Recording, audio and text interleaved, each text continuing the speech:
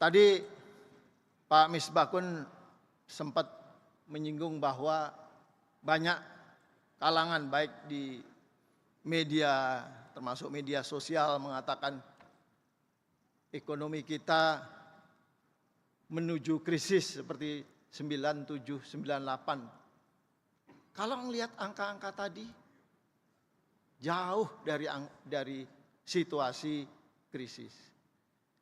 Kalau kita lihat historinya ya, pengalaman-pengalaman negara-negara di dunia ini di dalam yang mengalami krisis, sebenarnya ada 3 sumber krisis itu. Dan kita bisa lihat ini. Yang pertama adalah di Latin Amerika tahun 80-an. Itu yang disebut dengan krisis fiskal, debt crisis. Yaitu ketika defisit fiskal membengkak dan pemerintah tidak bisa lagi menutup melalui pembiayaannya karena tidak ada lagi orang yang percaya. Ngeluarin bonds nggak ada yang beli. Jadi terjadilah krisis fiskal di Latin Amerika. Di Indonesia sekarang ini defisit relatif terbatas. Masih dijaga di bawah 3%. Dan pembiayaan fiskal kita masih sangat dipercaya oleh investor, baik domestik maupun asing. Kelihatan dari yield-nya. Kalau investor tidak percaya pada yield kita, pada fiskal kita, maka yield-nya akan melonjak. Sekarang ini di sekitar 6,5-6,7%. Nggak jauh beda dengan sebelum terjadinya. Ya ada peningkatan tapi tidak signifikan peningkatannya. Jadi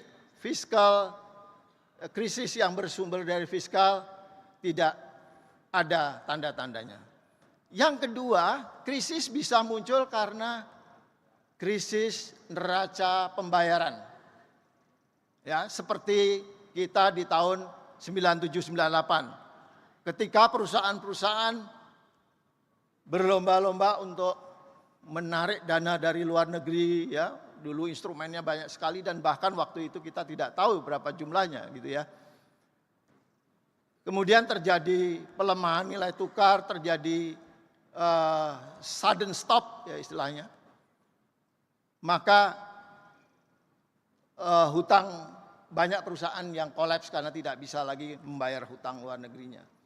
Dan neraca pembayaran kita waktu itu ya memang sangat jeblok gitu ya. Dan saat ini kalau kita lihat angka-angka neraca pembayaran kita relatif sehat dan relatif balance gitu ya. Jadi dari krisis neraca pembayaran tidak ada tanda-tanda itu. Yang terakhir, krisis itu bisa muncul dari sistem keuangan. Lending besar-besaran, ya bubble terjadi di berbagai sektor, termasuk sektor properti misalnya. Dan ketika bubble itu burst, bubble itu pecah, maka terjadi kolaps di sistem perbankan atau terjadi krisis di sistem keuangan. Seperti 2008 di Amerika dan sebagainya, terjadi bubble. Tanda-tanda itu tidak ada juga di kita. Jadi 3 sumber krisis itu tidak ada di dalam data-data yang kita amati sampai dengan hari ini. Bapak Ibu sekalian, isu kedua saya mulai masuk kepada isu pengembangan ekonomi daerah.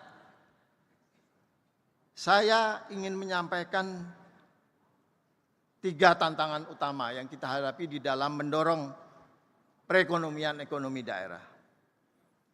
Pertama adalah bagaimana kita mendorong diversifikasi ekonomi daerah. Secara spasial, seluruh wilayah tumbuh. Tetapi tidak semua daerah punya daya tahan yang sama. Sejumlah daerah sangat tergantung pada sektor-sektor ekstraktif atau sektor tambang gitu ya, dan komoditas primer ini cenderung rentan terhadap fluktuasi harga.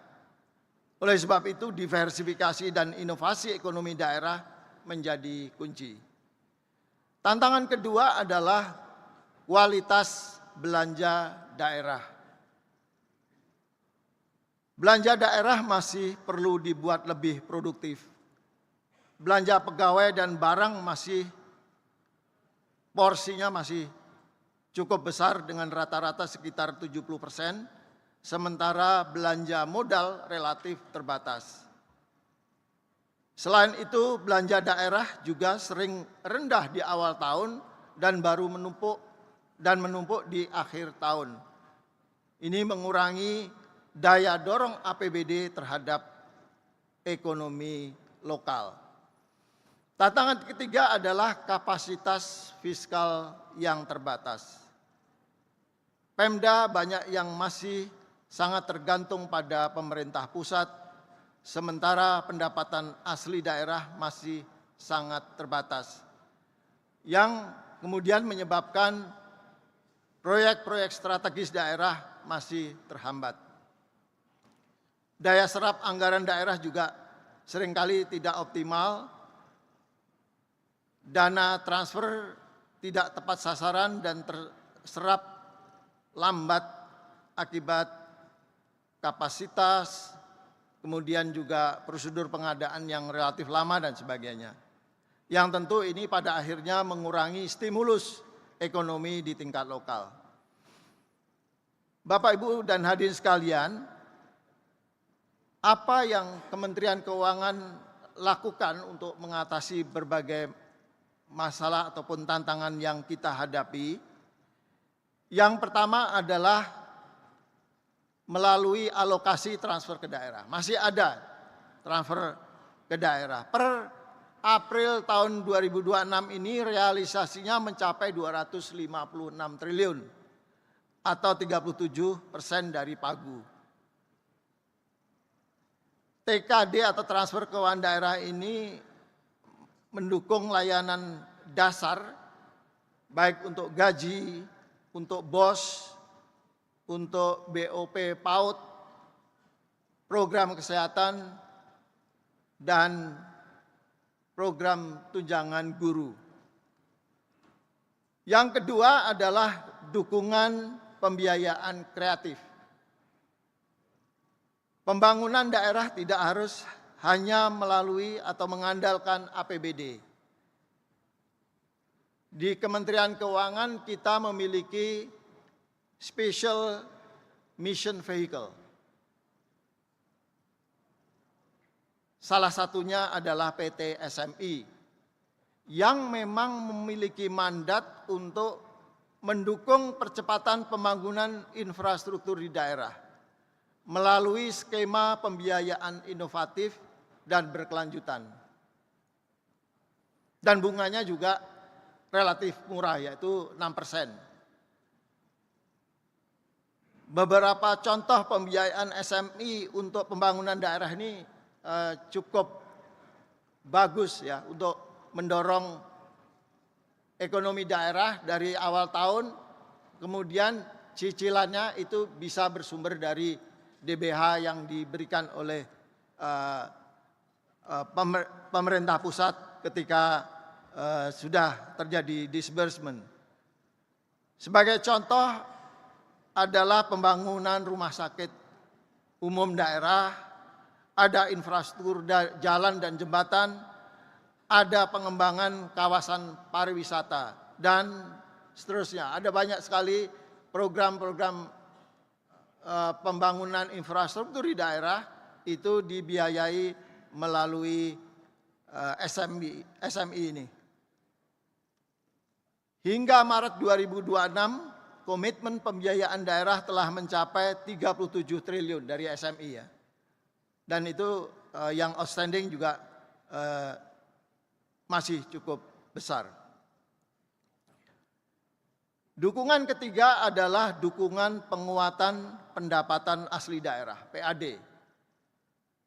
Kementerian Keuangan mendorong modernisasi pajak daerah, pertukaran data pusat daerah, dan penguatan administrasi dari PDRD dan peningkatan kapasitas SDM. Dalam konteks ini, Kemenq juga hadir di daerah untuk menyusun kajian fiskal regional, mengevaluasi TKD, memperkuat kapasitas fiskal daerah, serta memberikan rekomendasi yang berbasis data. Bapak Ibu sekalian yang saya hormati, sinergi fiskal pusat daerah bukan hanya koordinasi, ini adalah orkestrasi. APBN, APBD, dan tentu saja sumber-sumber pembiayaan dari swasta, dari sektor keuangan, dunia usaha, kita harus bergerak bersama dan dalam satu irama. Daerah yang kuat akan membuat ekonomi nasional kuat, tetapi daerah yang kuat bukan hanya daerah yang memiliki anggaran besar.